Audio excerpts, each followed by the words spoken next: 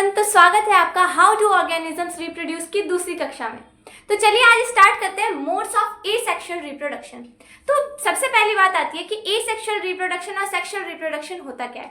तो देखिए, asexual reproduction अगर हम सिंपली वर्ड्स में कहें तो एसेक्सुअल रिप्रोडक्शन और सेक्सुअल रिप्रोडक्शन में मेन डिफरेंस ये होता है कि एसेक्सुअल रिप्रोडक्शन में केवल सिंगल पेरेंट इन्वॉल्व होता है, सिंगल पेरेंट इन्वॉल्व होता है। और अगर हम कहें कि सेक्सुअल रिप्रोडक्शन क्या होता है तो इसमें दो पेरेंट्स इन्वॉल्व होते हैं। अब कैसे, अगर मैं इस बात को प्रूव करना चाहूँ तो कैसे, देखिए पिछली वीडियो में हमने क्या देखा था कि हमारी बॉडी के अंदर दो तरीके की सेल्स मिलती है, एक मिलती है सोमैटिक सेल्स और एक होती है रिप्रोडक्टिव या फिर जर्म सेल्स। अब बेसिकली क्या होता है, जैसे कि हम डेवलप्ड ऑर्गेनिजम्स हैं तो हमारे अंदर क्या होता है कि मेल पेरेंट होता है और एक फीमेल पेरेंट होता है। यानी कि हमारी जो बॉडी है उसमें जैसे मेल है और फीमेल है तो दोनों के अंदर गैमीट बनते हैं। जब मेल और फीमेल दोनों के गैमीट फ्यूज करते हैं उसके बाद एक नया ऑर्गेनिज्म बनता है। अकेला सिंगल मेल किसी भी नए ऑर्गेनिज्म को नहीं बना सकता, इसी तरीके से अकेली फीमेल भी किसी नए ऑर्गेनिज्म को नहीं बना सकती। यानी कि दोनों का फ्यूजन होना जरूरी है, दोनों का क्या होना चाहिए, फ्यूजन होना चाहिए, दोनों का हमारा फर्टिलाइजेशन होना चाहिए।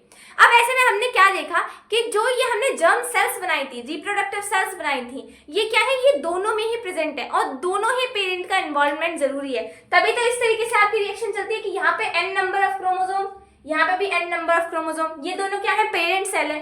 और जब ये दोनों फ्यूज करती हैं, फर्टिलाइज करती हैं तो क्या बनाती है, 2n नंबर की सेल बनाती है जिसको बोला जाता है जाइगोट। और यही जाइगोट आगे चल करके क्या बनाता है, बेबी का फॉर्मेशन करता है, नई न्यू प्रोजेनी का फॉर्मेशन करता है। ये सब हमने लास्ट वीडियो में देखा था, है ना। तो अब हमने क्या देखा, ये जो हमने रिप्रोडक्शन देखा था ना कि रिप्रोडक्शन क्या होता है, नए ऑर्गेनिजम्स को बनाना, नई प्रोजेनी का फॉर्मेशन होना, ये क्या होता है, रिप्रोडक्शन होता है। लेकिन रिप्रोडक्शन भी फर्दर दो टाइप्स के होते हैं।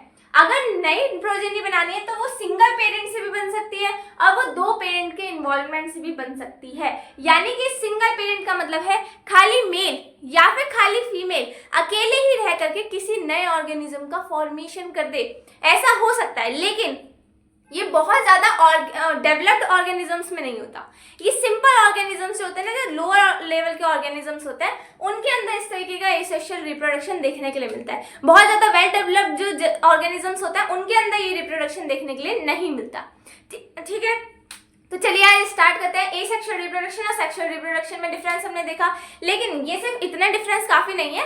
जब इन सबको देख लेंगे ना, मोड्स ऑफ एसेक्सुअल रिप्रोडक्शन, तब इन दोनों को कंपेयर करके बताएंगे, तब आपको करने में आसानी भी होगी, आसानी से याद भी हो जाएगा। इसलिए स्टार्टिंग में सिर्फ इतना बता रही हूँ कि एसेक्सुअल रिप्रोडक्शन में सिंगल पेरेंट और सेक्सुअल रिप्रोडक्शन में दो पेरेंट जरूरी होंगे। ठीक है, चलिए स्टार्ट करते हैं। तो हमारे एसेक्सुअल रिप्रोडक्शन के जो मोड्स हैं उसमें 6 मोड्स हमें पढ़ने हैं। पहला fission, budding, fragmentation, regeneration, spore formation और उसके बाद वेजिटेटिव प्रोपेगेशन। ठीक है, तो पहले से स्टार्ट करते हैं। पहला क्या है, पहला है हमारा फिजन। तो सबसे पहले हम देखते हैं फिजन से किस तरीके से ऑर्गेनिज्म हमारे रिप्रोडक्शन करते हैं। तो देखिए, फिजन जो होता है ना, फिजन का मतलब होता है टूटना। फिजन का मतलब होता है टूटना। अब टूटने का क्या मतलब होता है, ये जो फिजन टाइप का एसेक्सुअल रिप्रोडक्शन होता है ना, ये देखने के लिए मिलता है सिर्फ और सिर्फ यूनिसेल्युलर ऑर्गेनिजम्स के अंदर।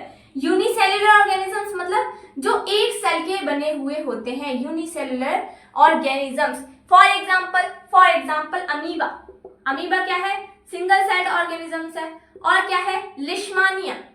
लिशमानिया होता है ऑर्गेनिज्म, इसका भी अभी पढ़ेंगे किस तरीके से फिजन होता है इसमें, लिशमानिया। और क्या होता है, प्लाज्मोडियम। प्लाज्मोडियम ये भी सिंगल सेल्ड ऑर्गेनिज्म है। ठीक है, इन सब के बारे में भी पढ़ना है, घबराना नहीं है। और क्या है, पैरामीशियम। ठीक है, ये सब क्या है, ये है सिंगल सेल्ड ऑर्गेनिजम्स।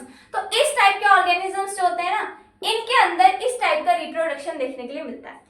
अब फिजन बेसिकली होता क्या है, फिजन अगर हम सिंपली देखें तो कुछ नहीं होता। फिजन को अगर हम कह देना कि सेल डिवीजन के तौर पर हमारा रिप्रोडक्शन हो रहा है तो भी हम सही बात कर रहे हैं। मतलब क्या होता है, सिंपली एक सेल का बना हुआ ऑर्गेनिज्म है।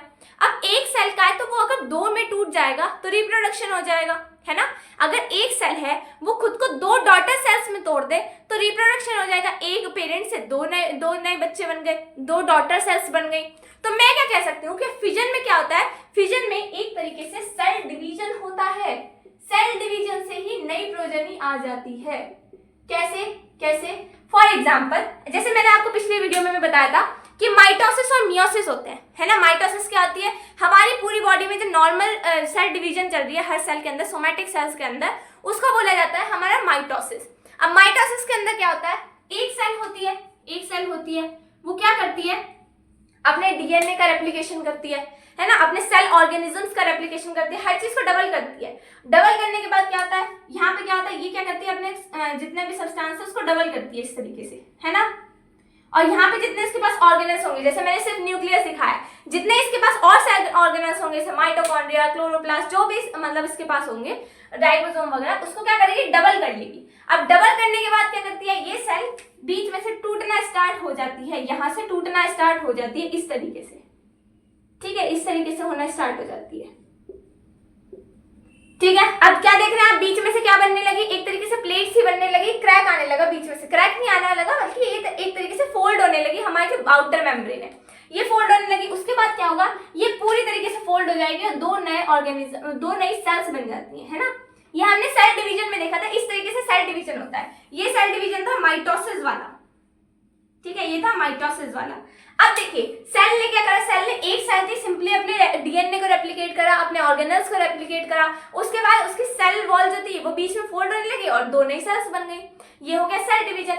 लेकिन अगर सोचिए यहाँ पर सिंगल सेल की जगह अगर एक सिंगल सेल वाला ऑर्गेनिज्म रख दें तो उसमें भी तो सेम यही प्रोसेस चलेगी, है ना। यहाँ पे अगर सेल को ना रख करके मैं इस सेल को कह दूं ये अमीबा है, क्योंकि अमीबा सिंगल सेल होता है ना, इस सेल को मान करके चल सकते हैं कि ये अमीबा है। अगर इसकी शेप में चेंज कर दूं तो क्या बन जाएगा, अमीबा बन जाएगा, क्योंकि वो भी सिंगल सेल्ड है। तो अगर इस सिंगल सेल को मैं अमीबा की जगह रख करके देखूं तो अमीबा भी तो इसी तरीके से डिवाइड करेगा।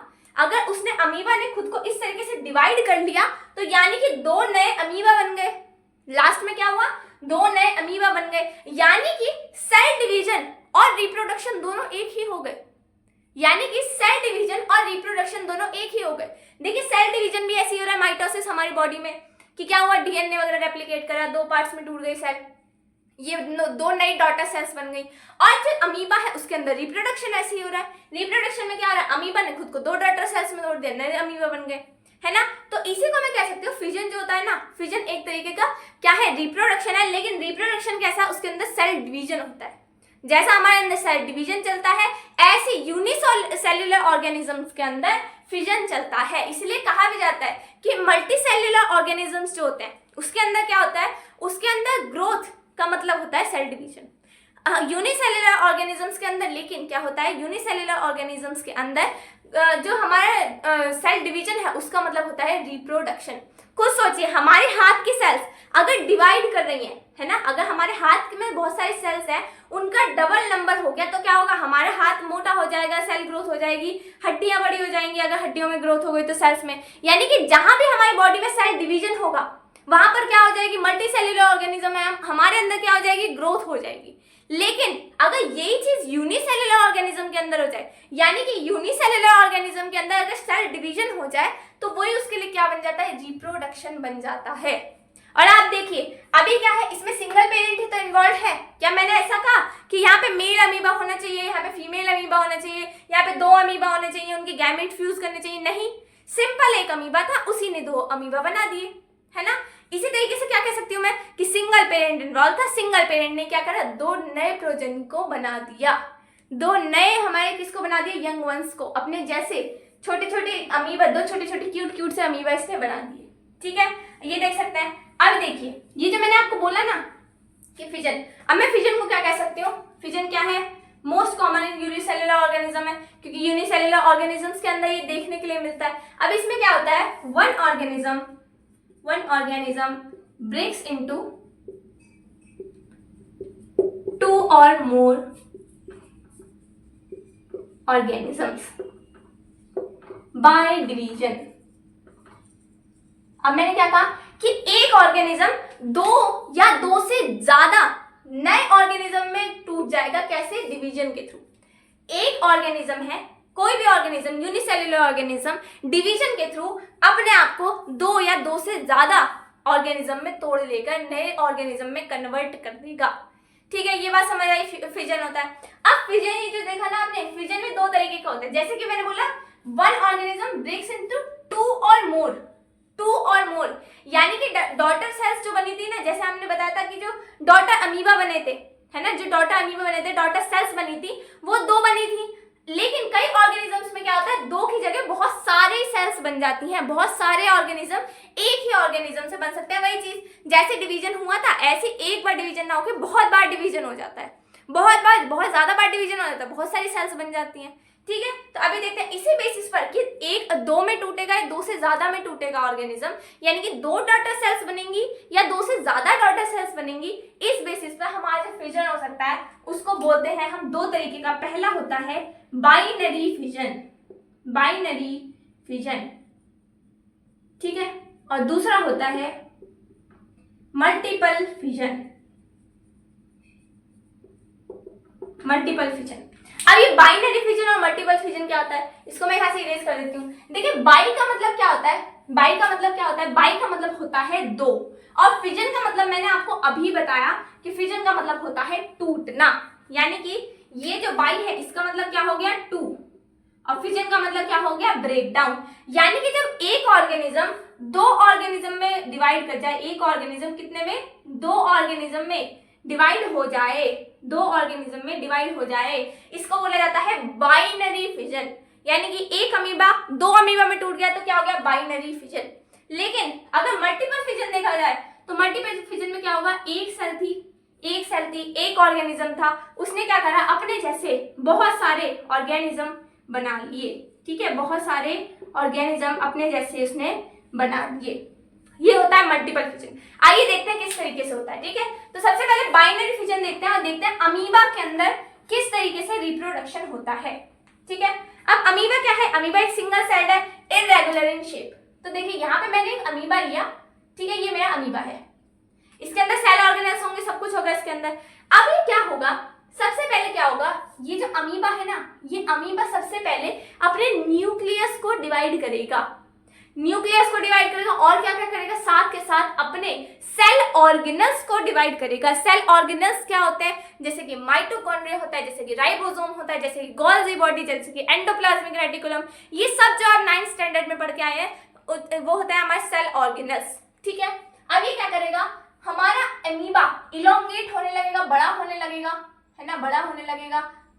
बड़ा क्यों हो रहा है, क्योंकि इसे डबल मटेरियल अपने अंदर रखना है, सब चीज रेप्लिकेट हो रही है ना, सब चीज की कॉपी बन रही है, तो अब इसको ज्यादा जगह चाहिए, इसलिए क्या होगा, सेल क्या होगी, इलोंगेट होगी, यानी कि साइज में थोड़ी सी खिंची हुई बड़ी हो जाएगी।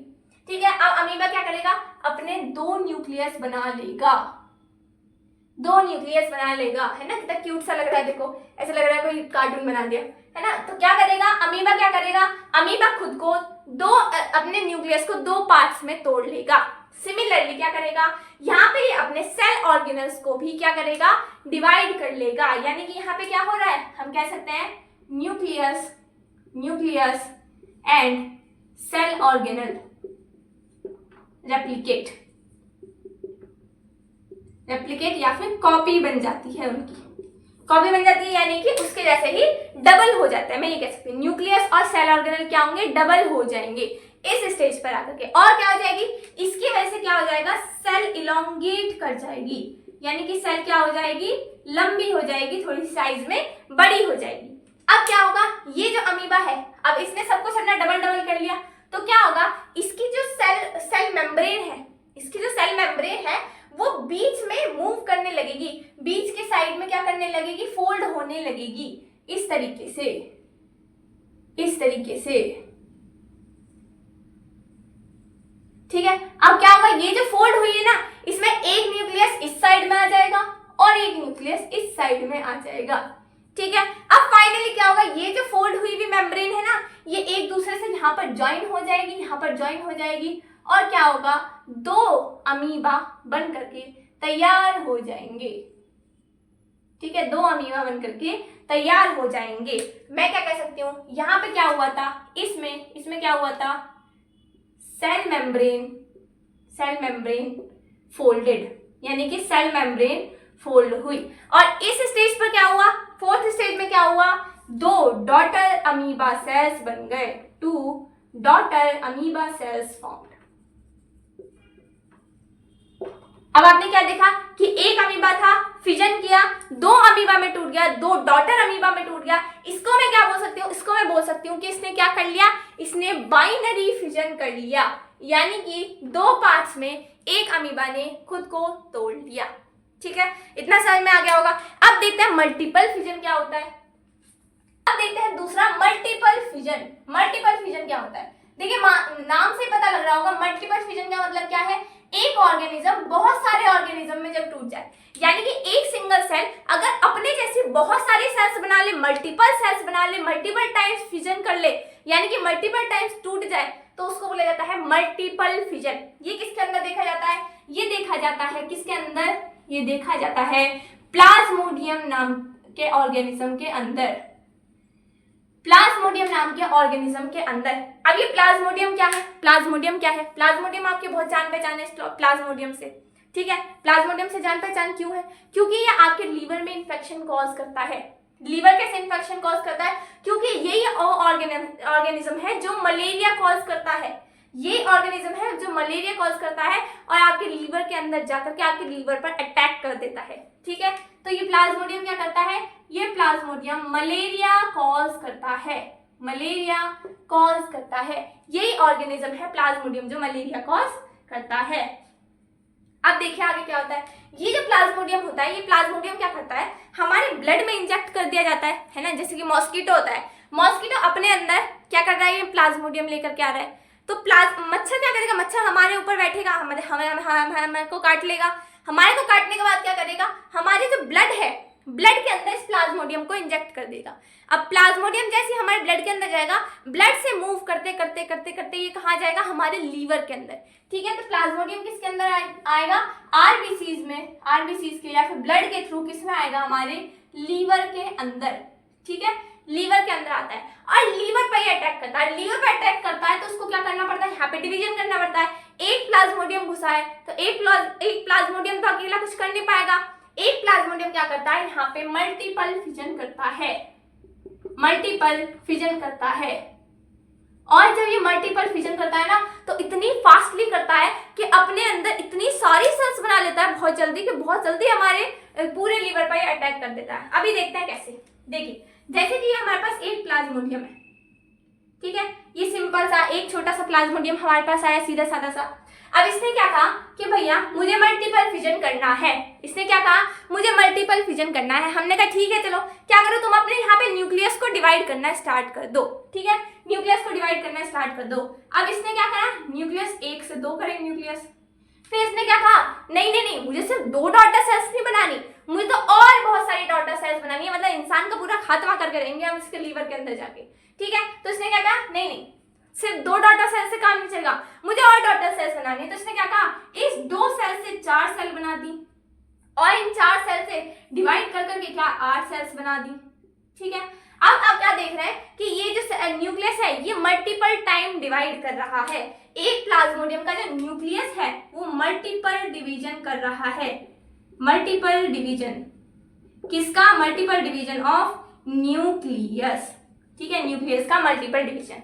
अब क्या होगा, ये न्यूक्लियस कहेगा भाई मैं अभी बेघर हूं, है ना, मैं बेघर हूं, मुझे घर चाहिए रहने के लिए। तो ये क्या करेगा, ये कहेगा प्लाज्मोडियम चलो मैंने इतने सारे न्यूक्लियस तो जनरेट कर लिए ना, अब मैं एक काम करता हूँ, अपनी प्रॉपर्टी को धीरे धीरे इनमें डिवाइड कर देता हूँ। तो क्या करेगा, सबसे पहले डिवाइड होगा यहाँ पे। अब इस न्यूक्लियस के पास धीरे धीरे इसका घर आना शुरू होगा, यानी कि इसके घर में धीरे धीरे सामान आना शुरू होगा। क्या होगा, ये जो आपने न्यूक्लियस देखा है ना, ये इतने सारे जो न्यूक्लियस है, ठीक है, अब क्या होगा, इन न्यूक्लियस के आसपास साइटोप्लाज्म आना स्टार्ट कर देगा। साइटोप्लाज्म क्या होता है, सेल का लिक्विड पार्ट, साइटोप्लाज्म। ठीक है, सेल का लिक्विड पार्ट साइटोप्लाज्म। अब क्या होगा, जितने भी न्यूक्लियस इसके आसपास बने हैं ना, उनके आसपास क्या होगा, साइटोप्लाज्म डिवाइड करने लगेगा। सबसे पहले न्यूक्लियस डिवाइड करा, फिर साइटोप्लाज्म डिवाइड किया। अब साइटोप्लाज्म जब डिवाइड कर दिया, यानी कि हर न्यूक्लियस के पास अपना अपना साइटोप्लाज्म आ गया, जितने न्यूक्लियस उतनी टाइम साइटोप्लाज्म भी डिवाइड हो गया। अब साइटोप्लाज्म के बाद क्या होता है, ये जो हमने पूरा देखा, ठीक है, पूरा देखा, अब क्या होगा, साइटोप्लाज्म भी आ गया, न्यूक्लियस भी आ गया। तो अब क्या होगा, ये जितनी भी सेल्स है, जितनी भी सेल्स है, जितने भी न्यूक्लियस हैं उनके आसपास साइटोप्लाज्म के साथ साथ आउटर मेम्ब्रेन भी बनना स्टार्ट हो जाएगी। ठीक है, अभी तक सिर्फ साइटोप्लाज्म आया था, अब पूरी तरीके से आउटर मेम्ब्रेन आ जाएगी, यानी कि यहाँ पे क्या होगा, आउटर मेम्ब्रेन फॉर्मेशन। ठीक है, अब क्या होगा, अब ये जो स्टेज होती है ना जिसमें एक ही आउटर मेम्ब्रेन के अंदर इतनी सारी सेल्स बन गई, इस स्टेज को बोला जाता है सिस्ट फॉर्मेशन। Cyst formation. अब क्या होगा, ये जो आपने सिस्ट देखा है ना, ये बस्ट हो जाता है। क्या हो जाता है, बस्ट हो जाता है, फट जाता है, और जितनी भी सेल्स इसके अंदर होती है ना, ये क्या करेगा, ये फट जाएगा। यहाँ से मान लो ये क्रैक हो गया है ना, फट गया है यहाँ से, और जितनी भी सेल्स होंगी इसकी वो सारी बाहर आ जाएंगी। ठीक है, बाहर आ जाएंगी, सारी सेल्स हमारी बाहर आ गई। ठीक है, अब आपने क्या देखा, एक सेल से एक प्लाज्मोडियम चला था, उससे क्या होगा, कितने सारे डॉटर प्लाज्मोडियम बन गए। एक प्लाज्मोडियम से बहुत सारे प्लाज्मोडियम बन गए। कितने बन सकते हैं, एक प्लाज्मोडियम से 1000 प्लाज्मोडियम तक बन सकते हैं। एक प्लाज्मोडियम से 1000 प्लाज्मोडियम तक बन सकते हैं। इसलिए कहते हैं एसेक्सुअल रिप्रोडक्शन बहुत ही फास्ट होता है। हमारी बॉडी के अंदर देखो ये बहुत जल्दी डिवाइड करता है, और बहुत जल्दी एक प्लाज्मोडियम ने कितने सारे प्लाज्मोडियम बना दिए। इनकी बहुत कम टाइम में सेक्सुअल रिप्रोडक्शन अपना काम, एसेक्सुअल रिप्रोडक्शन अपना काम कर देता है। एसेक्सुअल रिप्रोडक्शन थोड़ा फास्ट होता है। यहाँ देखिए, ह्यूमन जो होता है, ह्यूमन के अंदर अगर एक नया बच्चा बनना है तो उसके लिए 9 महीने लग जाते हैं, और यहाँ पर कुछ ही टाइम में क्या हुआ, एक प्लाज्मोडियम से 1000 प्लाज्मोडियम बन गए। बात समझ में आ गई। तो ये होता है मल्टीपल फिशन। अब एक बात देखिए, जितना आपने ये सब देखा ना, अब इसमें क्या हुआ, इसमें एक चीज देखते हैं। जैसे आपने अमीबा का जब डिवीजन देखा था, तो मैंने उसमें कुछ ऐसी बात नहीं कही थी कि इसका प्लेन फिक्स होता है डिवाइड होने का। प्लेन फिक्स होने का क्या मतलब कहना चाह रही हूँ मैं, देखिए अमीबा जो होता है, अगर अमीबा को, ये अमीबा है मेरा, इसको डिवाइड करना है अगर, है ना, तो ये ऐसे भी डिवाइड हो सकता है 2 सेल्स में, ऐसे भी डिवाइड हो सकता है, ऐसे भी डिवाइड हो सकता है, ऐसे भी डिवाइड हो सकता है ना, क्योंकि ये तो इर्रेगुलर शेप का, इसकी कोई शेप फिक्स नहीं है, ना ही इसका कोई ऐसा फिक्स होता है कि किधर की साइड से इसे डिवाइड करना है, किस प्लेन पे से डिवाइड करना है। प्लेन क्या होता है, जैसे मैंने लाइन खींची ना, ये लाइन क्या है, ये तो सिंपल लाइन है। अगर मैं इसको 2D में ले आऊं लाइन को, तो उसको बोला जाता है प्लेन। जैसे कि मेरा हाथ क्या है, एक प्लेन है, एक लाइन को 2D के अंदर ले आई मैं, ठीक है, तो लाइन अगर 2D के अंदर आ गई तो उसको बोला जाता है प्लेन। यानी कि अमीबा किसी भी साइड से किसी भी प्लेन में डिवाइड कर सकता है, यानी कि इसका कोई प्लेन फिक्स नहीं है, इसका कोई प्लेन फिक्स नहीं है। ठीक है, लेकिन कुछ ऑर्गेनिजम्स ऐसे होते हैं जो जिनका डिवीजन फिक्स होता है कि इनका डिवीजन ऐसे होगा, ऐसे होगा, ऐसे होगा या ऐसे होगा। अभी देखते हैं कैसे। जैसे कि एक ऑर्गेनिज्म होता है लिशमानिया, ठीक है, इस तरीके का होता है लिशमानिया।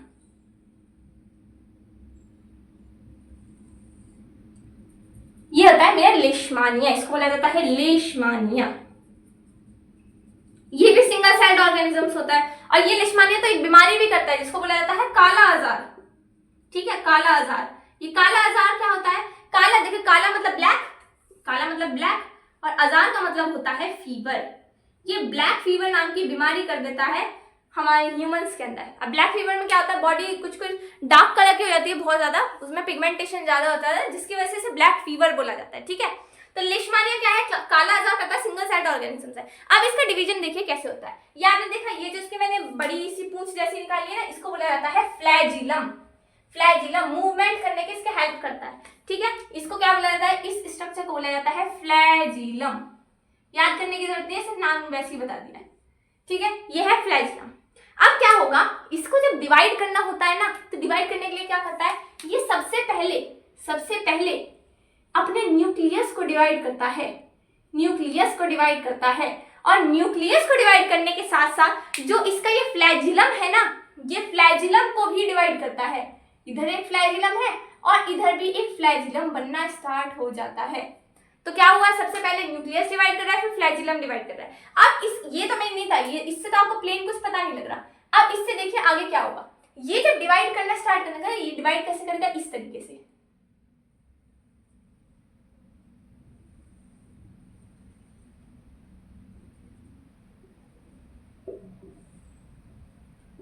देखिए अब क्या हुआ, आपने देखा इसने डिवाइड करना कैसे स्टार्ट करा, इस प्लेन पे से, इस एरिया पे से इसने क्या करा, खुद को दो पार्ट्स में तोड़ लिया, दो पार्ट्स में तोड़ लिया। अब फर्दर क्या होगा, जब इसे पूरी तरीके से डिवाइड करना होगा तो कैसे डिवाइड करेगा, एक लेशमानिया इधर से अलग हो जाएगा, ये वाला, ठीक है, ये लेशमानिया अलग हो गया और ये वाला लेशमानिया अलग हो गया, डिवीजन कर दिया इसने। अब आप एक बात देखिए, क्या लेशमानिया इधर से टूट सकता है?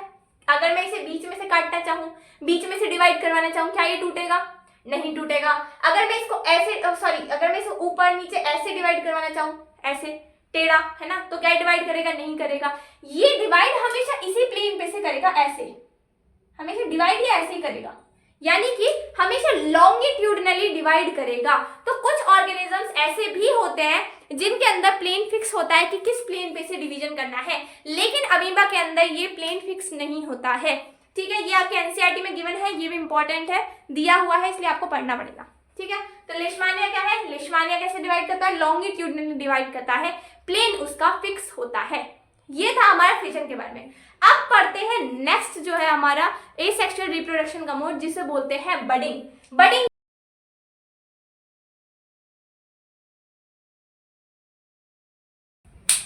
आइए अब सेकंड देखते हैं। सेकंड क्या है हमारा? सेकंड है हमारा बडिंग। अब बडिंग किस तरीके से होता है, बडिंग देखते हैं। देखिए बडिंग किस ऑर्गेनिज्म के अंदर पाया जाता है, पहले तो हम ये देखते हैं। तो बडिंग दो ऑर्गेनिज्म में पाया जाता है, मतलब बहुत सारे ऑर्गेनिज्म में पाया जाता है, लेकिन आपके बुक में दो है। कौन कौन से? हाइड्रा में पाया जाता है। हाइड्रा क्या होता है? हाइड्रा एक एनिमल है जो कि वाटर में पाया जाता है, ठीक है। हाइड्रा एक ऑर्गेनिज्म है जो वाटर के अंदर पाया जाता है। एनिमल किंगडम में इसको पढ़ाया जाता है। 9th क्लास में भी एक चैप्टर हुआ करता था, अब तो कट गया है, बट आप 11th स्टैंडर्ड में पढ़ेंगे कि हाइड्रा क्या है। हाइड्रा एनिमल किंगडम के सेकंड किंगडम के अंदर आता है, ठीक है। अभी इसे पढ़ते हैं। क्या है हाइड्रा? क्या है हाइड्रा? एक ऑर्गेनिज्म है, बहुत ही सिंपल ऑर्गेनाइजेशन वाला ऑर्गेनिज्म होता है। और क्या होता है? एक होता है ईस्ट, ठीक है। ईस्ट, ईस्ट क्या है? ईस्ट एक फंगाई है। ईस्ट एक फंगाई है, कैसी? यूनिसेल्युलर फंगाई है, ठीक है। तो ये क्या था? हाइड्रा और ईस्ट। हाइड्रा और ईस्ट के अंदर ये बडिंग हमें देखने के लिए मिलती है। अब इसमें क्या होता है, हाइड्रा और ईस्ट में क्या होता है, ये एक बड नाम का एक छोटा सा स्ट्रक्चर बनता है। कैसे? हाइड्रा का पहले मैं स्ट्रक्चर बना दूं। हाइड्रा कुछ इस तरीके से होता है, ठीक है, पॉट जैसा।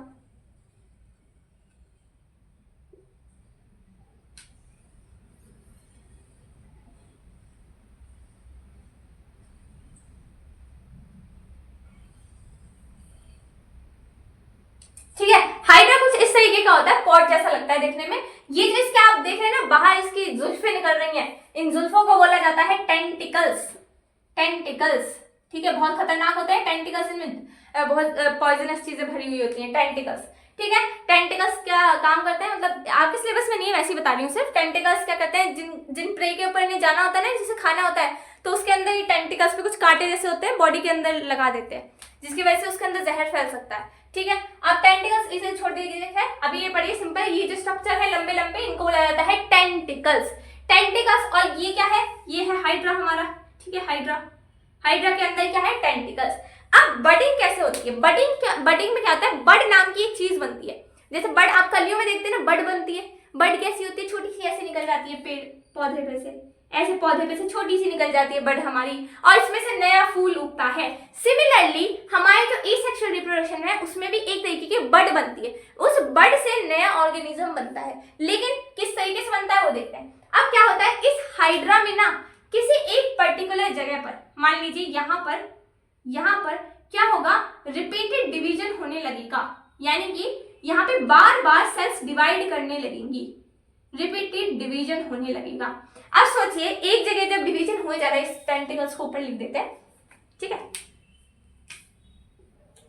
टेंटिकल्स, ठीक है, टेंटिकल्स है। अब देखिए क्या होगा, हाइड्रा में किसी एक जगह पर रिपीटेड डिवीजन होने लगा। अब रिपीटेड डिवीजन होने लगा तो क्या हुआ, यहाँ की सेल्स बढ़ी जा रही, नंबर में बढ़ रही है यहाँ पे सेल्स, तो क्या होगा, इस लोकेशन पर क्या होगा, नेक्स्ट उसमें देखते हैं एक छोटी सी स्ट्रक्चर। मैं हाइड्रा को थोड़ा सा छोटा बना देती हूँ, है ना।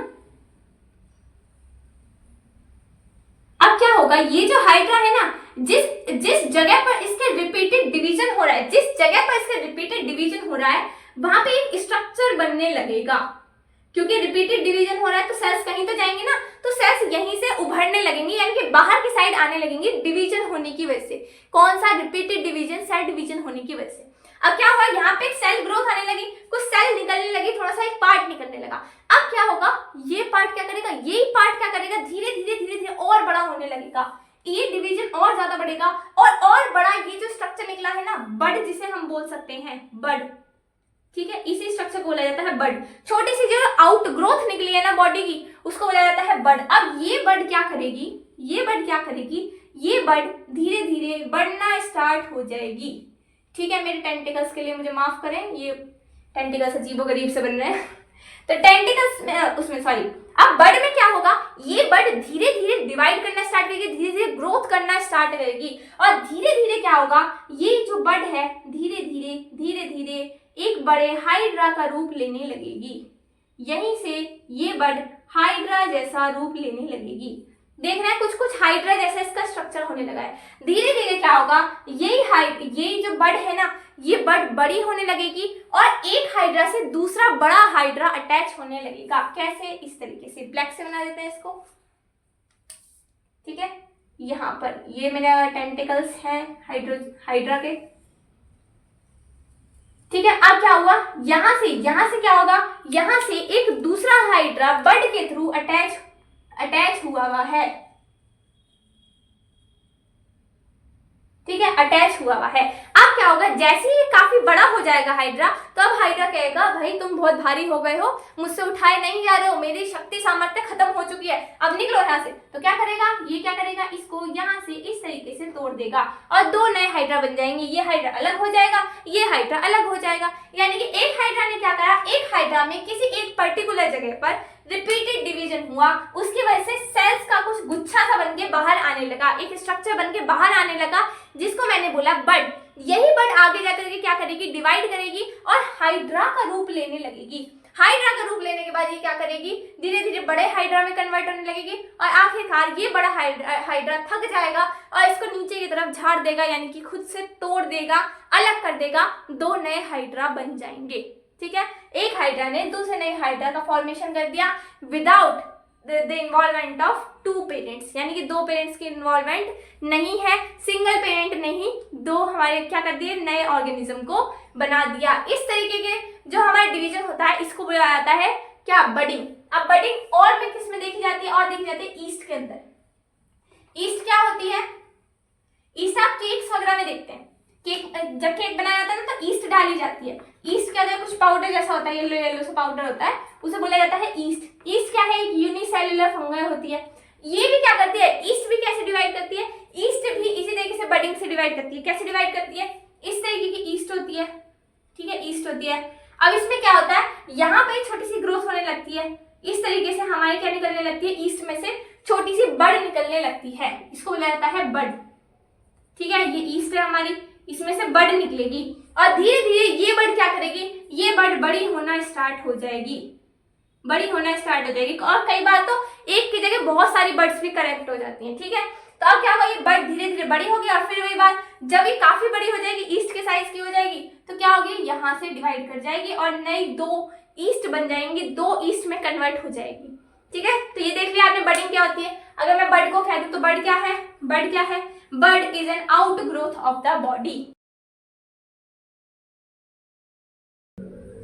फ्रेगमेंटेशन।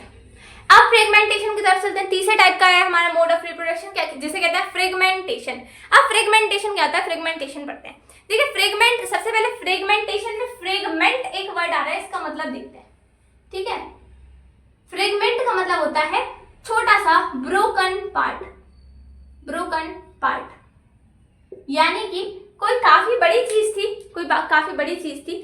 फॉर एग्जाम्पल ये है मेरा मार्कर है, इसमें से मैंने छोटा सा पार्ट तोड़ करके अलग कर लिया, ठीक है। ये जो छोटा सा पार्ट इसके से टूट करके आया ना, किसी बड़ी चीज का छोटा सा टूटा हुआ पार्ट क्या कहलाता है, फ्रेगमेंट। क्या कहलाता है, फ्रेगमेंट। बड़ी चीज का छोटा सा पार्ट टूटा हुआ बोला जाता है फ्रेगमेंट, ब्रोकन पार्ट। अब फ्रेगमेंटेशन का मतलब क्या होता है, ये किस तरीके के ऑर्गेनिज्म में देखा जाता है, सबसे पहले तो ये देखते हैं। तो ये जो हमने फ्रेगमेंटेशन देखते हैं, ये फ्रेगमेंटेशन देखा जाता है सिंपल ऑर्गेनाइजेशन वाले, सिंपल बॉडी ऑर्गेनाइजेशन वाले ऑर्गेनिजम्स में, सिंपल बॉडी ऑर्गेनाइजेशन वाले में, यानी कि ऐसे ऑर्गेनिज्म जिनके अंदर नो टिश्यूज, यानी कि टिश्यूज नहीं होते, उनके अंदर ऑर्गन्स नहीं होते, ठीक है, उनके अंदर ऑर्गन सिस्टम नहीं होते। जब ऑर्गन नहीं है तो ऑर्गन सिस्टम कैसे आएगा, है ना। तो क्या होता है, सिंपल बॉडी ऑर्गेनाइजेशन वाले, यानी कि ये ऑर्गेनिज्म कैसे होते हैं, इनके अंदर ना तो टिश्यू पाए जाते हैं ना ही ऑर्गन्स पाए जाते हैं। सिंपल क्या होता है, मल्टी सेल्यूलर तो ये होते हैं, मल्टी सेल्यूलर तो होते हैं, यानी कि बहुत सारी सेल्स तो मिलती हैं, लेकिन सेल्स में जो सेल्स का जो अरेंजमेंट होता है ना, सेल्स का जो अरेंजमेंट होता है वो ऐसे नहीं, जैसे हमारी बॉडी में टिश्यूज क्या होता है, टिश्यूज क्या होते हैं, बहुत सारी सेल्स जो एक तरीके के काम करती है ना, वो सारी मिल करके रहती है ना, एक तरीके से बस्ती सी बना करके रहती है। वो क्या करती है, वहां पे सारी एक जैसा काम करती है, मिलजुल करके आपस में कॉपरेट करके। कैसे, जैसे मेरी स्किन है, एपिडर्मिस लेयर है, तो यहाँ पे हमारी क्या होगी, स्क्वामस एपिथेलियम प्रेजेंट होगी। अब जो स्क्वामस एपिथेलियम है उसमें क्या है, स्क्वामस एपिथेलियम में एक जैसी सेल्स मिलती हैं सारी, और सारी सेल्स क्या काम कर रही है, मेरी स्किन को बनाने का काम कर रही है। बात समझ में आ गई। तो सारी सेल्स एक जैसा काम कर रही है, यानी कि सारी सेल्स एक दूसरे के ऊपर डिपेंड होके एक दूसरे के साथ कोऑपरेट करके काम कर रही हैं। लेकिन ये जो फ्रेगमेंटेशन जिस टाइप के ऑर्गेनिजम्स में होता है, उसमें सेल्स जो होती हैं they are just randomly arrange, यानी कि उसमें कोई भी एक फिक्स पैटर्न नहीं होता है, कुछ भी नहीं होता है, सिर्फ रैंडमली अरेंज होती हैं। एक तरीके से सेल्स का कुछ गुच्छा होता है, बस और कुछ नहीं, है ना। सेल्स एक साथ अरेंज नहीं होती हैं, सिर्फ साथ में मिलकर के रह रही हैं, उनको एक दूसरे से कोई भी मतलब नहीं होता। फॉर एग्जाम्पल, मैंने एक ऑर्गेनिज्म लिया जिसके अंदर बहुत सारी सेल्स हैं, ठीक है, बहुत सारी सेल्स हैं, है ना, ये ऐसे चलता रहेगा, ऊपर भी होगा नीचे भी होगा। अब इसमें क्या है, ये है इसके आउटर सेल वॉल, अंदर मैंने बना दी सेल मेम्ब्रेन, ठीक है, सेल मेम्ब्रेन। सिर्फ बता रही हूं किस तरीके से होता है। सेल मेम्ब्रेन हो गई। अब इस सेल मेम्ब्रेन के अंदर क्या है, कुछ स्ट्रक्चर है इस तरीके से,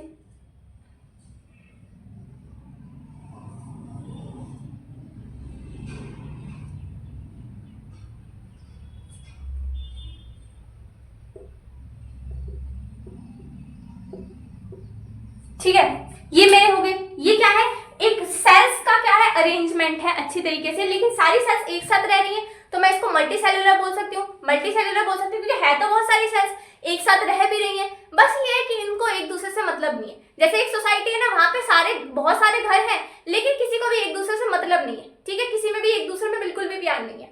अब क्या हुआ, ये सेल्स आपस में रह रही है, इनमें बिल्कुल भी प्यार नहीं है, सिर्फ रैंडमली अरेंज्ड हो रखी हैं। क्या है, सेल वॉल है, सेल मेम्ब्रेन है, न्यूक्लियस है, फ्रेगमेंट्स बने हुए हैं, अलग अलग हमारे क्या है, सेल्स हैं।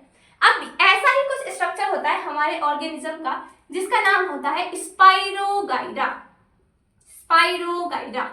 ये जो मैंने स्ट्रक्चर बनाया ना, ये भी स्पाइरोगाइरा का ही बनाया है, ठीक है। अब स्पाइरोगाइरा में क्या होता है, बहुत सारी सेल्स इसी तरीके से अरेंज रहती हैं। अब स्पाइरोगाइरा में कैसे डिवीजन होता है, किस तरीके से उसमें रिप्रोडक्शन किया जाता है, तो इसमें कुछ नहीं होता है। सिंपली क्या होता है, स्पाइरोगाइरा में कहीं से भी कोई भी सेल कहीं से भी टूट जाती है, क्योंकि बहुत लंबा होता है ना, स्पाइरोगाइरा बड़ा हुए जा रहा है, फिर क्या हुआ, एक टाइम पे आकर के स्पाइरोगाइरा कहीं पे से किसी सेल पे से उसमें क्रैक आ गया, और स्पाइरोगाइरा क्या हुआ, स्पाइरोगाइरा यहाँ से टूट गया, ठीक है, यहाँ से टूट गया, ठीक है, स्पाइरोगाइरा टूट गया। अब स्पाइरोगाइरा तो टूट गया, अब स्पाइरोगाइरा क्या करेगा, जहां से ये टूटा है ना, वहां से क्या करेगा, इधर से नया ऑर्गेनिज्म बन जाएगा, इधर से नया ऑर्गेनिज्म। कैसे, स्पाइरोगाइरा एक तो इस तरीके से अरेंज हो जाएगा, ठीक है, एक ये स्पाइरोगाइरा हो गया, ये वाले इतना स्पाइरोगाइरा ये हो गया, और जो नीचे वाला स्पाइरोगाइरा है, नीचे वाला जो पार्ट है स्पाइरोगाइरा का, वो बिल्कुल अलग हो गया। अब इनको एक दूसरे से कोई मतलब तो था नहीं, है ना, इनको एक दूसरे से कोई मतलब तो था नहीं कि ये अलग हो जाएंगे तो इनको दुख होगा, ये काम करना बंद कर देंगी, ये मर जाएंगी बेचारी, नहीं, इनको तो एक दूसरे से कोई मतलब ही नहीं था, है ना। तो ये अगर अलग भी हो जाती हैं तो क्या है, इनका अलग घर है, अपना इनका अलग घर हो गया, है ना। क्या हुआ, घर में क्या होगा, डिवाइड कर गए दोनों, तो क्या हुआ, इसको इससे कोई मतलब नहीं है, इसलिए ऐसा नहीं होगा कि स्पाइरोगाइरा को काटा तो स्पाइरोगाइरा मर गया, क्या होगा, बल्कि ये जो इसके दो अलग अलग पार्ट्स बने हैं ना, ये दो अलग अलग स्पाइरोगाइरा की तरह बिहेव करने लगेंगे। ये कहेगा मैं अलग तुम अलग, ठीक है, मैं अलग तुम अलग, ये भी एक स्पाइरोगाइरा, ये भी एक स्पाइरोगाइरा, एक ही घर से टूटे हुए दो रिलेशन वाले, दो रिलेटिव्स हैं, दो भाई बहन हैं, एक ही घर के थे, टूट करके अलग अलग हो गए और अलग अलग घरों में रहने लगे, खुद को इंडिविजुअल मानने लगे। बात समझ में आ गई। अब ये जो पार्ट टूटता है ना, स्पाइरोगायरा का जितना पार्ट टूटेगा, स्पाइरोगायरा का बड़े पार्ट का जितना पार्ट टूटेगा उसको क्या बोलेंगे? फ्रेगमेंट। तो जितना स्पाइरोगायरा टूट करके अलग हो जाता है ना, उसको बोल दिया जाता है इसका एक फ्रेगमेंट हो गया, इसका एक फ्रेगमेंट हो गया।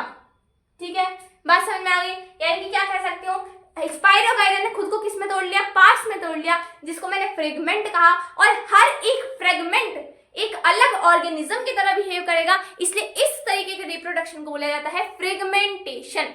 फ्रेगमेंटेशन, बात समझ में आ गई। किस ऑर्गेनिजम्स में होता है? मल्टीसेल्युलर ऑर्गेनिजम्स में होता है। और मल्टीसेल्युलर भी ऐसे ऑर्गेनिजम्स जिसमें सेल्स सिर्फ रैंडमली अरेंज होती हैं, उनके बीच में कोई भी रिलेशन नहीं होता है। Cells are just randomly arranged. बात समझ में आ गई। कोई टिश्यू नहीं, कोई ऑर्गन नहीं, दोनों इन सबको एक दूसरे से कोई मतलब नहीं। इतनी बात आपको आई होप समझ में आ गई होगी। ये क्या था? ये था पूरा हमारा फ्रेगमेंटेशन। किस तरीके से फ्रेगमेंटेशन होता है, किस तरीके से स्पाइरोगायरा डिवाइड करता है, इतनी बात समझ में आ गई। चलिए नेक्स्ट चलते हैं।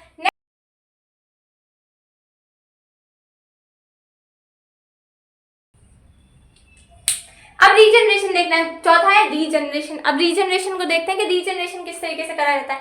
देखिए, रीजनरेशन दो वर्ड्स हैं, रीजनरेशन। री का मतलब क्या हो गया यहाँ पे? अगेन, है ना। जैसे कहते हैं कि बहुत सारे एग्जांपल होते हैं, चलिए इसे छोड़ते हैं। रीजनरेशन का क्या मतलब हो गया? दोबारा से जनरेट करना, रीजनरेट कर रहे हो आप एक चीज को, दोबारा से जनरेट कर रहे हो, रीजनरेशन। यानी कि किसी भी पार्ट को, किसी टूटे हुए पार्ट को दोबारा से जनरेट करना क्या कह देते हैं? रीजनरेशन। रीजनरेशन। अब रीजनरेशन क्या होता है? कुछ ऑर्गेनिज्म क्या करते हैं? इस रीजनरेशन पावर का इस्तेमाल करते हैं। रीजनरेशन पावर वैसे होती क्या है? आपने कुछ ऑर्गेनिजम्स देखे हैं, जैसे कि आपने कभी कभी छिपकली देखी होगी। छिपकली में क्या होता है? कोई छिपकली कटी हुई पूंछ की होती है ना। कई छिपकली में क्या होता है? कटी हुई पूंछ होती है और कुछ टाइम बाद आप देखेंगे कुछ पूंछ दोबारा उग जाती है ना। देखा है आपने कुछ ऑर्गेनिजम्स में? कुछ ऑर्गेनिजम्स में क्या होता है, मतलब हम तो नॉर्मली छिपकली ही देखते हैं, वैसे स्टारफिश में भी होता है ऐसा। तो क्या होता है, छिपकली का क्या होता है, अगर उसकी पूंछ कट गई है ना, तो पूंछ कट के तो अलग हो गई, उसको कोई मतलब नहीं है पूंछ से। लेकिन क्या होगा, वो जहां पर वो पूंछ कटी थी ना, वहां से नई पूंछ भी उग आती है। ठीक है, नई पूंछ उग आती है। अब ये जो आपने पावर देखी ना, कि जो छिपकली थी उसने क्या करा, अपनी पूंछ को दोबारा से जनरेट कर लिया, इसको बोला जाता है रीजनरेशन। यानी कि किसी भी पार्ट का दोबारा से जनरेट हो जाना क्या कहलाएगा? रीजनरेशन। सिमिलरली स्टारफिश देखी है, मतलब असलियत में तो नहीं देखी होगी, किसी पिक्चर वगैरह में देखिए, इस तरीके की होती है ना। कुछ समझ जाओ, स्टारफिश है। अब क्या होगा, अगर स्टारफिश का ये पार्ट मैं अलग कर दूं ना, मान लीजिए ये पार्ट अलग हो गया, तो यहाँ पर ये लिम्ब जो हटा है ना, इसकी जगह नया पार्ट आ जाता है स्टारफिश का, है ना। तो इस पावर को बोला जाता है रीजनरेशन पावर। रीजनरेशन पावर यानी कि किसी खोए हुए पार्ट को अगर कोई ऑर्गेनिजम्स दोबारा से रीजनरेट कर दे तो उसको बोला जाता है रीजनरेशन पावर। लेकिन कुछ ऑर्गेनिज्म क्या करते हैं, कुछ ऑर्गेनिज्म इस रीजनरेशन पावर का इस्तेमाल करते हैं रिप्रोडक्शन के लिए। रिप्रोडक्शन के लिए यानी कि वो क्या करते हैं, अगर उनका कोई पार्ट कट गया ना, तो उससे वो नया ऑर्गेनिज्म बना देते हैं, नया ऑर्गेनिज्म बना देते हैं। कैसे? देखिए, ये जो रीजनरेशन रिप्रोडक्शन होता है, रीजनरेशन पावर का तो मैंने आपको बता दिया कि रीजनरेशन पावर होती है हमारे लिजर्ड्स के अंदर, स्टारफिश के अंदर, ये होती है हमारे रीजनरेशन पावर। लेकिन जो रीजनरेशन रिप्रोडक्शन होता है वो किसके अंदर मिलता है? वो हमें मिलता है दो ऑर्गेनिज्म के अंदर, जिनका नाम है सुंदर सा प्लेनेरिया। रिप्रोडक्शन मिलता है प्लेनेरिया में और हाइड्रा में। देख रहे हो, दोनों नाव में पैर रख के चलता है हाइड्रा। बडिंग भी कर रहा था वहां पे, और यहाँ पे आके रीजनरेशन भी कर रहा है ना। हमें दो चीजें याद करवा रहा है खामा में। तो देखिए क्या हो रहा है, प्लेनेरिया भी कर रहा है और हाइड्रा भी कर रहा है। ये क्या कर रहा है, रिप्रोडक्शन कर रहे हैं। अब देखते हैं रिप्रोडक्शन कैसे करता है। अभी देखिए, मैं पहले हाइड्रा से थोड़ी जान पहचान है ना, पहले हाइड्रा की बात कर लेते हैं। देखिए हाइड्रा, मैंने मान लीजिए यहाँ पर हाइड्रा लिया, मेरे हाइड्रा की शेप दिन पे दिन बिगड़ती जा रही है, कोई बात नहीं। चलिए, ये मैंने हाइड्रा लिया, ठीक है। अब इस हाइड्रा में क्या होगा, अगर मान लीजिए मैं इसको इस तरीके से काट दूं, आधे पार्ट में डिवाइड कर दूं, काट दूं, तो क्या होगा, ये हाइड्रा जो ना, ये आधा अलग हो जाएगा, आधा हाइड्रा ऐसे पड़ा है, ऐसे ऐसे, ठीक है, और क्या है, आधा हाइड्रा ऐसे पड़ा है।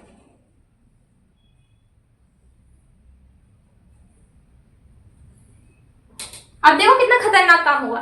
अब यहाँ पे क्या हुआ, ये जो हाइड्रा दो अलग अलग पार्ट्स में डिवाइड हुए ना, जो दो अलग अलग पार्ट्स में टूटे हैं, यहाँ पे क्या होगा, एक हाइड्रा में इधर का पार्ट जनरेट हो जाएगा, एक हाइड्रा में इधर का पार्ट जनरेट हो जाएगा, इधर का पार्ट जनरेट हो जाएगा, और इस हाइड्रा में जिसमें लेफ्ट साइड वाला नहीं था, इसमें ये वाला पार्ट जनरेट हो जाएगा। देखो क्या हुआ, आधा काट दिया मैंने हाइड्रा को, पूरा आधा काट दिया मैंने, और आधा काटने के बाद एक जो दो अलग अलग हाइड्रा डिवाइड हुए थे ना, जो अलग अलग हाइड्रा के पार्ट्स कटे थे, उसमें पूरा का पूरा आधा हाइड्रा ही जनरेट हो गया, पूरा का पूरा आधा हाइड्रा जनरेट हो गया। और आधा हाइड्रा जनरेट हो गया तो ये भी पूरा हाइड्रा हो गया, ये भी पूरा हाइड्रा हो गया, दो हाइड्रा बन गए। एक को दो पार्ट्स में काटा, दो हाइड्रा बन गए। इसी तरीके से अगर मैं इसको 6 पार्ट्स में भी काट दूं ना, तो 6 पार्ट से 6 अलग अलग हाइड्रा बन जाते हैं। इतना खतरनाक है ये हमारी रीजनरेशन पावर। बात समझ में आई? यानी कि ऑर्गेनिज्म को काट दो, उसमें से नया ऑर्गेनिज्म बन जाएगा। लेकिन मैंने क्या कहा, रीजनरेशन दो तरीके का, एक तो रीजनरेशन पावर और एक है रीजनरेशन रिप्रोडक्शन। छिपकली में ऐसा नहीं होता, आपके घर की छिपकली की ऐसी नहीं है जो पूंछ पड़ी होती है उसकी कटी हुई, उसमें से नई छिपकली उग जाती है, नहीं, उसकी सिर्फ रीजनरेशन पावर है। उसका कोई पार्ट दोबारा उग सकता है, पूरी की पूरी छिपकली दोबारा से नहीं बन जाती। बात समझ में आ रही है? यानी कि क्या है, रीजनरेशन पावर अलग चीज है, रीजनरेशन रिप्रोडक्शन अलग चीज है। ठीक है, रिप्रोडक्शन में क्या होगा, पूरा का पूरा ऑर्गेनिज्म दोबारा डेवलप हो जाएगा, लेकिन रीजनरेशन पावर से सिर्फ कुछ कटा हुआ पार्ट दोबारा से जनरेट किया जा सकता है, रिपेयर किया जा सकता है, इससे नया ऑर्गेनिज्म नहीं बनाया जा सकता। इतनी बात समझ में आ गई होगी। अब इंपॉर्टेंट क्या है, हाइड्रा का तो आपकी बुक में दे भी नहीं रखा है डायग्राम दे रखा है आपके प्लेनेरिया का। ठीक है, प्लेनेरिया का, प्लेनेरिया भी देखते हैं भाई। प्लेनेरिया में तो भयंकर लेवल की क्या रीजनरेशन पावर देखने के लिए मिलती है, रीजनरेशन रिप्रोडक्शन देखने के लिए मिलता है। जो हमारा वो होता है ना प्लेनेरिया, उसको कितने ही पार्ट्स में काट दो, बहुत ज्यादा पार्ट्स में काटने के बाद भी प्लेनेरिया दोबारा से ग्रो कर जाता है। एक ही प्लेनेरिया में से बहुत सारे प्लेनेरिया ग्रो कर जाते हैं। अभी देखिए प्लेनेरिया कैसा होता है, प्लेनेरिया कुछ इस तरीके का होता है ना, ऐसा।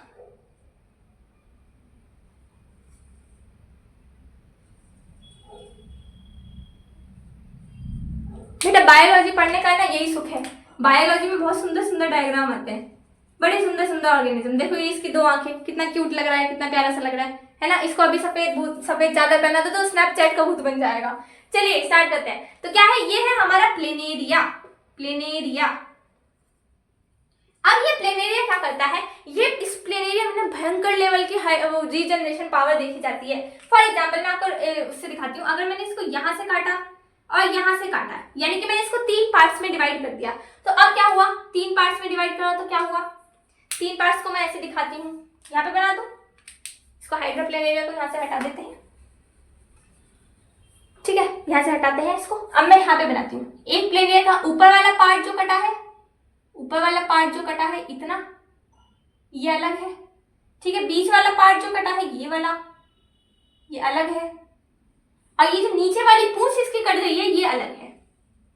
ठीक है, ये इसके प्लेनेरिया के 3 पार्ट हैं। अब इसमें क्या होगा, इस प्लेनेरिया के अंदर जो ऊपर वाला पार्ट कटा है ना, उसमें पूरा का पूरा नीचे का पार्ट जनरेट हो जाएगा, ठीक है। और जो नीचे वाला पार्ट है उसमें पूरा का पूरा ऊपर का पार्ट जनरेट हो जाएगा इस तरीके से। ठीक है, पूरा का पूरा नया पार्ट जनरेट हो जाएगा। और जो आपने बीच वाला देखा था ना, बीच वाला जो देखा था, उस बीच वाले पार्ट में भी ऊपर का भी पार्ट जनरेट हो जाएगा, नीचे का भी जनरेट हो जाएगा। ऊपर का भी आ जाएगा इस तरीके से, ठीक है, और नीचे का भी आ जाएगा।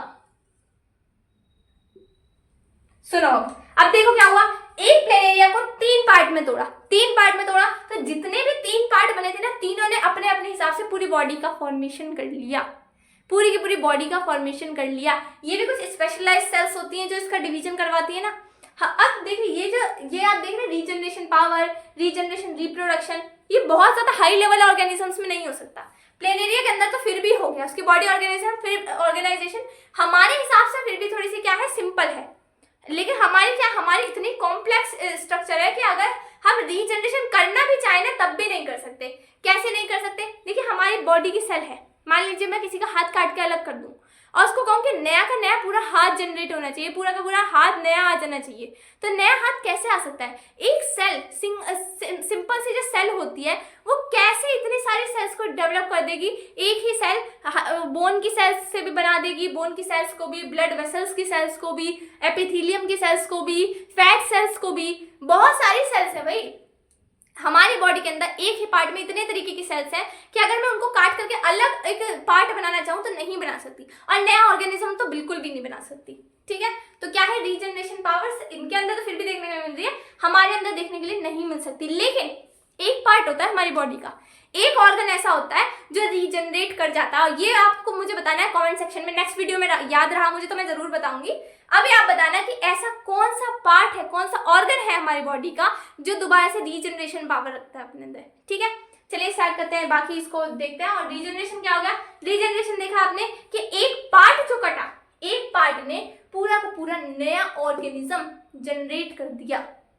ये बात समझ में आई? अब आपके दिमाग में एक क्वेश्चन आ सकता है, क्या क्वेश्चन आ सकता है कि दीदी एक बात बताओ, रीजनरेशन जो है, रीजनरेशन उसमें भी जो हमारा ऑर्गेनिज्म है वो पार्ट्स में टूट रहा है, ठीक है, और जो फ्रेगमेंटेशन देखा था उसमें भी टूट रहा था, तो दोनों में भी डिफरेंस क्या है? इसमें भी टूट रहा है, उसमें भी टूट रहा है। तो देखो बात सिंपल सी ये है कि वो जो ऑर्गेनिज्म था ना उसमें से सेल्स का अरेंजमेंट था, उसमें एक ही तरीके की सेल थी, सिंगल सेल्स, मतलब एक ही टाइप की सेल्स थी, एक तरीके की सेल्स थी, वो और डिवाइड करके सिंगल, जो अगर वो एक फ्रेगमेंट निकल गया ना वो भी अलग तरीके से बिहेव कर रहा था।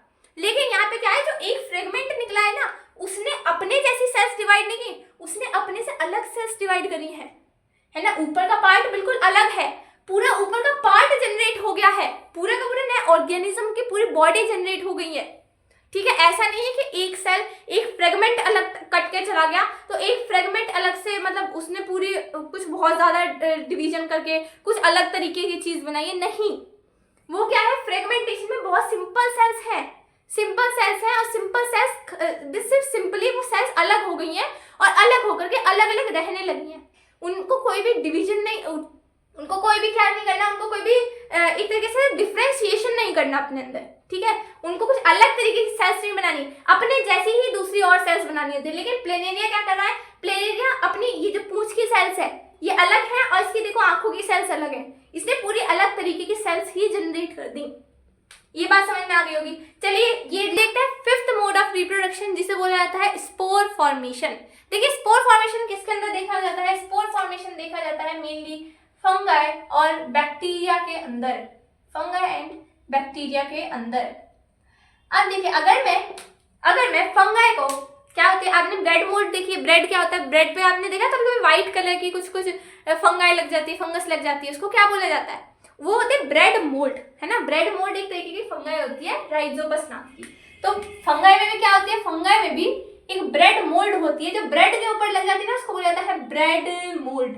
ब्रेड मोल्ड का नाम क्या होता है? राइजोपस। ठीक है, राइजोपस नाम की फंगाई है, ब्रेड मोल्ड है। ठीक है, अब देखिए क्या होता है, अगर मैं इस राइजोपस को, वो जो ब्रेड के ऊपर अगर मैं जो लगा हुआ है राइजोपस, उसको मैग्नीफाई करके देखूं, उसको मैं किसके नीचे, आपके माइक्रोस्कोप के नीचे रख करके देखूं, तो मुझे क्या दिखेगा? अगर मैं उसको माइक्रोस्कोप के नीचे देखूं तो मुझे कुछ इस तरीके का स्ट्रक्चर दिखाई देगा।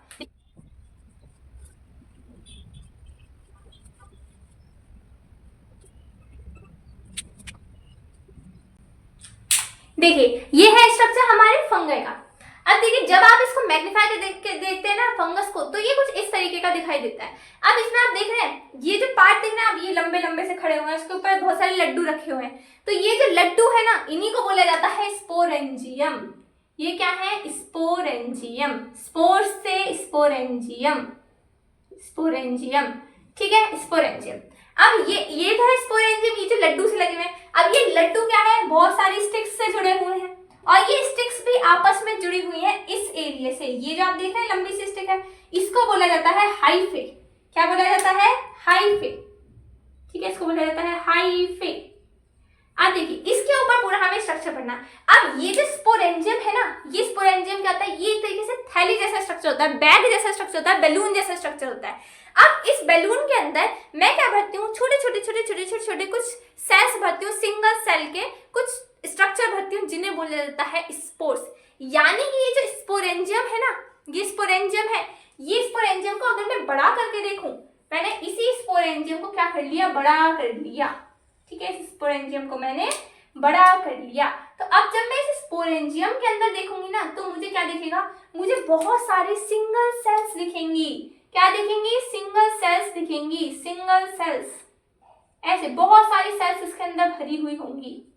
जैसे कि आपने देखा था प्लाज्मोडियम में, अभी बाइनरी फिजन में पढ़ा था, क्या होता था, एक छोटा सा थैले जैसा स्ट्रक्चर बन जाता था, है ना, उसके अंदर बहुत सारे सेल्स डिवाइड करके उसके अंदर बैठी रहती थी सिंगल सेल्स, जिसे आप सिस्ट बोल रहे थे। अब यहाँ पे क्या है, ये है फंगई। अब फंगई के अंदर ये है ना, ये नई फंगस नहीं है, उसके अंदर तो नया प्लाज्मोडियम था, लेकिन ये फंगस नहीं है। मैंने सिर्फ एग्जांपल के लिए बताया कि जैसे उसके अंदर डिवाइड कर दी थी ना, एक स्पोरेंजियम के अंदर सेल होती है, सेल में क्या होता है, बहुत सारे न्यूक्लियस बनते हैं। इस स्पोरेंजियम के अंदर बहुत सारे न्यूक्लियस बनते हैं। न्यूक्लियस के साइड में साइटोप्लाज्म आता है, साइटोप्लाज्म के साइड में फिर सेल, जो सेल मेम्ब्रेन होती है, सेल वॉल होती है, वो बन जाती है। ठीक है, अब बहुत सारे यहाँ पे क्या, छोटी छोटी सिंगल सेल्ड कुछ स्ट्रक्चर्स बन गए। अब ये क्या है, ये सिंगल सेल्ड स्ट्रक्चर स्पोरेंजियम में पैक्ड है, जैसे कि प्लाज्मोडियम में बहुत सारे प्लाज्मोडियम पैक्ड थे। ठीक है, अब ये जो स्पोरेंजियम के अंदर पैक है ना छोटी छोटी सेल्स, इन्हीं को बोला जाता है स्पोर्स, इन्हीं को बोला जाता है स्पोर्स। यानी कि ये सोचिए, मैंने एक बैलून लिया और उस बैलून के अंदर बहुत छोटे छोटे छोटी सी बॉल्स उसके अंदर डाल दी। एक बैलून लिया, उसके अंदर छोटी छोटी सी बॉल्स भर दी, तो बैलून के अंदर बॉल्स बहुत सारी भर चुकी हैं। तो ये क्या है, वो बॉल्स जो छोटी छोटी ली थी ना, छोटी छोटी गोली गोली सी, वो है हमारी स्पोर्स, और जिसके अंदर भरी हुई है उसको बोला गया है पूरे स्ट्रक्चर को स्पोरेंजियम। स्पोरेंजियम अपने अंदर बहुत सारे स्पोर्स को समाये हुए है। अब मेन बात तो ये है कि जो स्पोर फॉर्मेशन है, असल में ये स्पोर है क्या, ये स्पोर है क्या जिसको इतनी इंपॉर्टेंस दी जा रही है। तो यही वो स्पोर है जिससे आगे जाकर के नई फंगस बनने वाली है। कैसे फंगस बनने वाली है, देखिए ये जो स्पोरेंजियम होता है ना, इसके अंदर ही सिंगल सेल वाले स्पोर्स बनते हैं। अब ये स्पोर इसके अंदर पैक रहते हैं, और जैसे स्पोरेंजियम फटता है, ये स्पोरेंजियम क्या होता है, इसके अंदर बहुत सारे न्यूक्लियस वाली सेल्स है ना, अब क्या होता है, ये स्पोरेंजियम फट जाता है, बर्स्ट हो जाता है यहाँ से। अब क्या होगा, जैसे बर्स्ट होता है तो सारे जितने भी इसके अंदर ये स्पोर्स होते हैं ना, सिंगल सेल के जो स्पोर्स होते हैं, ये बाहर निकल जाते हैं और बाहर के इन्वायरमेंट में फैल जाते हैं। अब जैसे ही इन्वायरमेंट में फैलते हैं तो जगह जगह जाकर के फैल जाते हैं। अब जैसे ही इस स्पोर को अच्छा कंडीशन, फेवरेबल कंडीशन मिलती है ना, ये वहीं पर नई फंगस ग्रो कर देता है। जैसे कि आप प्लांट्स में वो सीड देखते हैं ना, सीड क्या होता है, सीड हमेशा ऐसे रखा रहता है, शांति से बैठा रहता है, लेकिन जैसे उसे फेवरेबल कंडीशन मिलती है, तुरंत क्या करता है, नया प्लांट बन जाता है। उसे सीड को सॉइल में लगा दो, उसको वाटर दे दो, तो क्या होगा, नया प्लांट उग जाएगा। सिमिलरली क्या होता है, इस स्पोरेंजियम में जब स्पोरेंजियम फटता है, ये स्पोर गिरते हैं, तो ये स्पोर ऐसे ही बिहेव करते हैं जैसे कि सीड बिहेव करता है। अब आप पूछेंगे सीड में और स्पोर तो एक जैसे हो गए, फिर ये तो सीड जैसे हो गए। नहीं, सीड जैसे नहीं है, ये सीड तो सेक्सुअल रिप्रोडक्शन में आता है, सीड अलग तरीके से बनता है, वो भी देखेंगे नेक्स्ट पार्ट में, है ना। लेकिन अभी क्या है, अभी देख रहे हैं हम स्पोरेंजियम। तो स्पोरेंजियम में क्या होता है, ये जो स्पोर्स है ना, ये एसेक्सुअल बॉडीज है, एसेक्सुअल सिंगल सेल्ड बॉडीज है, जहां भी गिरेंगी वहीं जाकर के क्या करेंगी, नई फंगस का फॉर्मेशन कर देंगी। बात समझ में आ गई। तो हमने क्या देखा, इसको हटा देते हैं यहां से।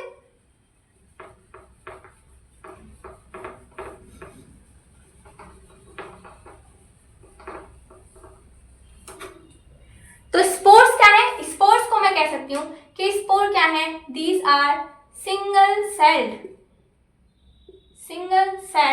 Reproductive bodies. ठीक है, रिप्रोडक्टिव बॉडीज है, एसेक्सुअल मेथड से बनी रिप्रोडक्टिव बॉडीज